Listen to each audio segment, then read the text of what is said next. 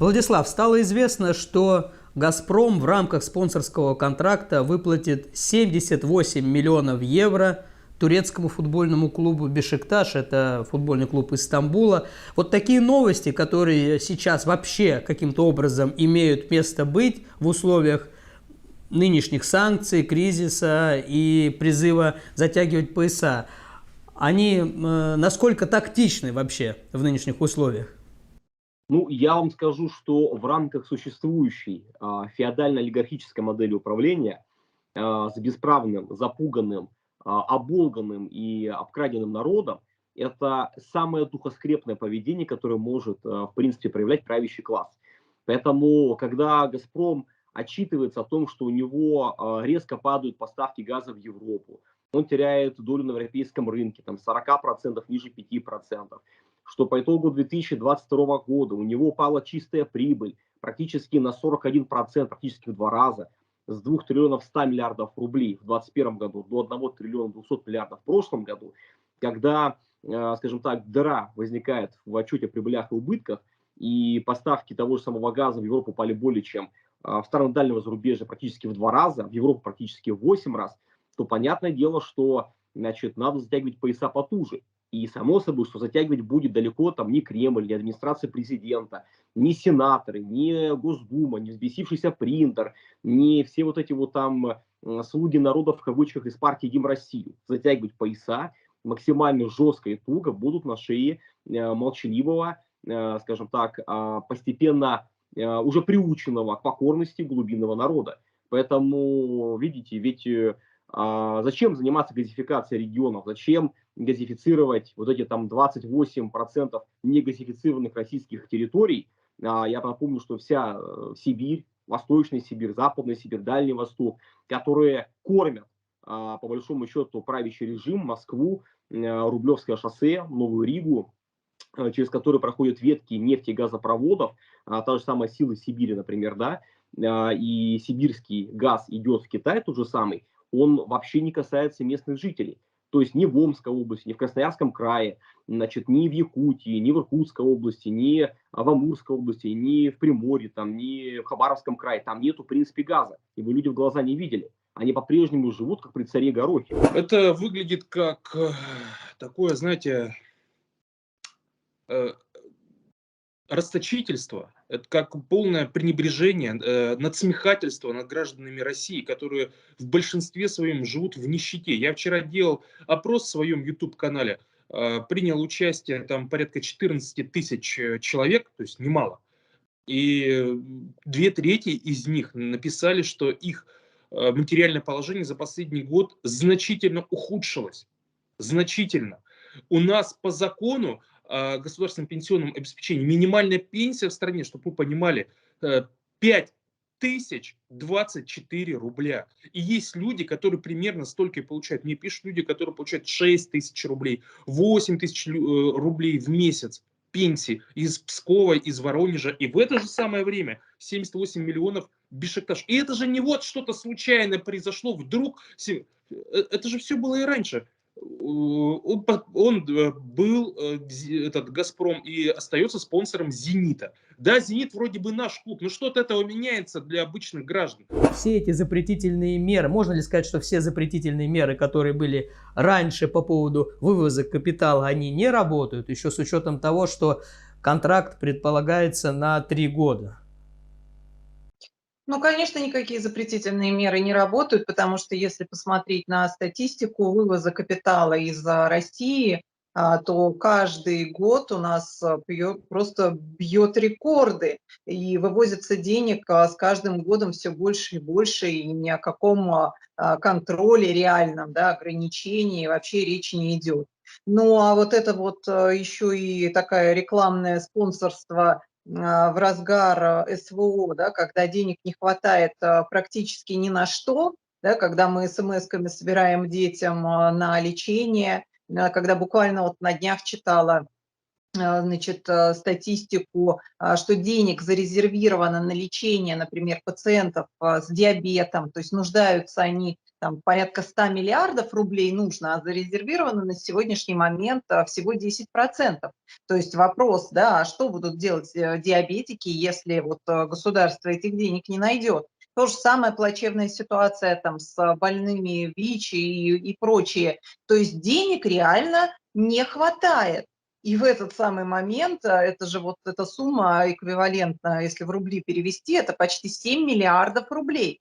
Это огромные денежные средства. Зачем рекламировать, да, «Газпром», тратить вот эти денежные средства, когда в стране есть куда и на что потратить их?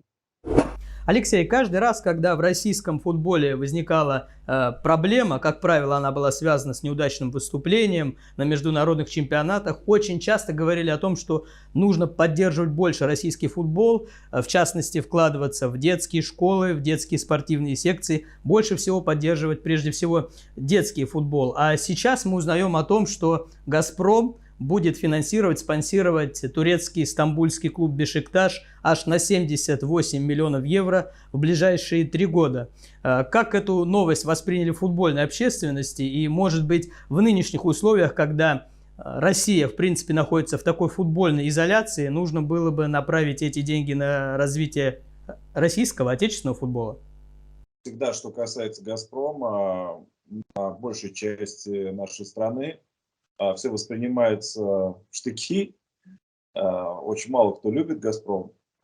Не «Зенит» в том самом проявлении, да, именно «Газпром».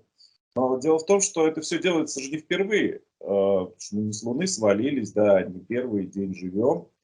И надо сказать, что такие вложения у «Газпрома» уже были и сейчас есть. То есть это «Цервена Звезда» в Белграде, да, в меньшей степени команда выступает в Лиге Чемпионов, и теперь турецкий вариант.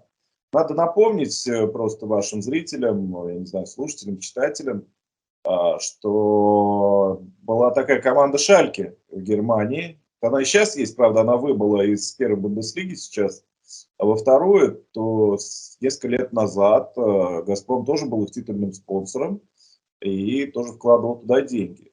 Что касается сейчас турецкого «Бешикташа», на самом деле немножко удивительно, что это именно «Бешикташ». Дело в том, что сейчас действительно вложение на 3 года, «Газпром» становится титульным спонсором, и плюс называет стадион «Бешикташ» своим названием. Это коммерческие, это вложение, да. Наша страна сейчас с Турцией дружит. Недавно «Зенит» даже проводил товарищеский матч с турецкой командой, но, правда, со злейшим врагом «Бешикташа», с командой «Фенербахче». А сейчас получается, что дружить он будет с «Бешикташем». Вот это немножко странно. А то, что «Газпром» будет вкладывать деньги в команду, которая будет выступать в Еврокубках, у «Зенита» же нет такой возможности, и «Газпром» на европейской арене вот таким образом, в том числе, будет себя рекламировать. Это, мне кажется, это чисто коммерческая история. К мнению скажут, друзья, вот у нас есть спонсорский контракт с турецким клубом, который там занимает 3-е место в чемпионате Турции. Нам очень важно поддержать братский, дружественный, как говорят, режим Эрдогана. Те самые, помните, были ятаганы в спину и кинжалы, куда там они там вставляли это, да? Вот, значит, и поэтому, говорит, надо для того, чтобы поддерживать имидж «Газпрома» как какой-то такой еще, ну, если не глобальный, не транснациональной корпорацию, по крайней мере, корпорации, которую знают хотя бы в Турции, пускай уже не в Европе, да, вот, плюс на этих контрактах, я думаю, можно хорошо украсть, можно хорошо распилить. Все, кто связан так либо иначе с спортивным менеджментом, прекрасно понимают, что вот эти огромные спонсорские контракты, которые заключают российские крупнейшие госкорпорации, квази-госкорпорации, какие-то структуры, близкие к крупному бизнесу, олигархическому, который встроен в вертикаль власти, там норма распилов, откатов достигает 30-50%, и огромные деньги просто растворяются в небытие, никакого отношения к развитию спорта на территории братской, как говорят по телевизору Турции, не имеет вообще отношения. Решил на «Бешикташ» кинуть. А до этого, кстати, он спонсировал клуб «Шальке 04», немецкий клуб. И им платил миллионы евро спонсорских контрактов. И расторг-то ведь не «Газпром» этот контракт. Расторг «Шальке» после начала СВО. Там, по-моему, 28 февраля. То есть спустя 4 дня после начала СВО появились эти сообщения о том, что «Шальке 04» расторгает контракт. А «Газпром» бы и дальше ему платил. И дальше. И странам НАТО будет платить. Всем будет платить. Только не нам, не гражданам России. Евгений, я думаю, что по поводу «Зенита» найдутся зрители, кто, может быть, это даже напишет в комментариях, и вам возразит, скажет, ну, «Зенит» так или иначе, да, это легионеры, но это наш клуб. А здесь-то контекст очень сильно изменился под разговор о том, что нужно сплотиться, о таком навязчивом патриотизме на всех федеральных каналах, когда звучат призывы, что нужно вкладываться в свое производство, в свою страну, а здесь прямая инвестиция опять за рубеж в турецкий стамбульский клуб. Не будем забывать, что Турция является членом НАТО. Да, ну, то есть для меня на самом деле это одинаково, что там бегают миллионеры по полю, что там у нас даже больше миллионеров. У нас в среднем игроки, по крайней мере раньше, до начала СВО, получали больше намного, чем там турецкие игроки, например. Поэтому для меня это мало и с точки зрения интернационалистической, которую коммунисты должны нести в массы, да, у нас мы большей части должны внимание уделять именно угнетению рабочих во всех странах. Должно ли это как-то возмутить уже общественность, гражданское общество, хотя бы в его вот этом небольшом выражении? Ну, гражданское это общество, конечно, должно возмущаться, да, но, к огромному сожалению, у нас на сегодняшний день гражданское общество находится в таком, знаете, на самом деле, если посмотреть вот периоды, да, жизни, гражданское общество, оно всегда бывает очень активно, да, бывает очень пассивно. И вот мы сегодня находимся вот на этой вот в этом самом низу, да, вот этой вот пассивности такой. И общество возмущается, ну, конечно, возмущаются в комментариях, вот к нашему с вами даже сегодняшнему репортажу, конечно, кто-то напишет, но больше никаких действий, к сожалению, нет, именно вот по причине такой вот исторической, вот именно в этот сегодняшний период времени, такой вот пассивности. То, что это коммерческая история, безусловно, не вызывает сомнения. Вы правильно отметили ранее спонсорство Шальке 04, немецкой команды, которая сейчас выбыла в лигу ниже в Германии. Но, тем не менее, изменился контекст политический, экономический. Как я уже отмечал, что сейчас Россия находится в такой поистине футбольной изоляции. И, наверное, нужно было бы все-таки перенаправить эти деньги на развитие какого-то футбольного клуба, который влачит тяжелое существование экономическое, находясь там во второй, в первой лиге. Как вы считаете? Нет. Ну, слушайте, скрытые резервы у «Газпрома» есть. То есть это тот же футбольный клуб Оренбург, это тот же Астраханский «Волгарь», хотя они скрывают, что это их клубы, да, пытаются скрывать, потому что невозможно было бы существование, допустим, Оренбурга и «Зенита» в одной лиге. Но все так и есть. Пустить на детский футбол, но «Зенит» развивает свою академию, то есть «Газпром», естественно, в этом участвует, и поэтому тоже в этом нет ничего удивительного. Ну а как вы себе это представляете, что «Газпром» будет развивать какие-то другие клубы, допустим, московские, да, которые являются соперниками «Зенита»? Но есть в ваших словах здравое зерно. Можно сейчас каким-то образом развивать крымские клубы. Вот это был бы ход, тем более, что я думаю, что сейчас, благодаря вот той самой политической ситуации, про которую вы говорите, ничто не мешает нам сейчас принять крымские клубы к себе в семью, учитывая, что и сборы национальной команды уже не проводят, не с кем играть, все отказываются играть со сборной России, да, и прочие вещи. То есть я думаю, что вот по поводу Крыма можно было бы подумать.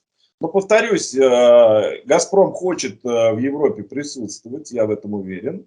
И потому всячески все для этого делает. А Бешикташ в Еврокубках будет играть, пусть и не в Лиге Чемпионов, но в Лиге Чемпионов будет играть «Цервена Звезда» белградская. То есть там «Газпром» присутствует и будет присутствовать вот либо в Лиге Европы, либо в Лиге Конференции вот через Бешикташ. Ну и опять же про политическую ситуацию. С Турцией мы сейчас дружим. И вложение «Газпрома» туда, пусть футбольный клуб «Бешикташ», ну вот на 3 года, а там посмотрим. Как бы вы ответили людям, которые оправдывают, что это частная лавочка, «Газпром» куда угодно могут деньги вкладывать? Ребят, понимаете, вот про частную лавочку и то можно с очень таким, с натягом говорить, там, ну, условный Илон Маск. да, который там свои эти продукты создал, свою Теслу, там еще что-то. Вот люди там, iPhone какой-то, люди действительно там сами создают. Хотя к ним тоже есть претензии по поводу того, как они обращаются с своими работниками, там тоже есть и забастовочные движения, и профсоюзные движения. Но там идея, по крайней мере, их была. У Миллера-то какая идея? Он пришел на все готово. Он обещал «Газпром» сделать самой богатой компанией в мире. Где? Где сейчас «Газпром»? Вы о чем говорите-то? И «Зенит», мы же все понимаем, почему «Зенит» чемпион России постоянно. Только потому, что там деньги «Газпрома». Деньги, которые за счет наших с вами полезных ископаемых. Все эти полезные ископаемые – это достояние народа, а не Миллера. Но Миллер на них сел, их качает и обогащается, и развращается за счет этого. Он уже даже не понимает вообще, где вот эти грани, где там эти люди, которые обычные. Они вращаются между собой, там Миллер, Сечин, Олег Перов. Все, они в другом мире живут. Этот мир к нашему никакого отношения не имеет. Они зажрались там уже.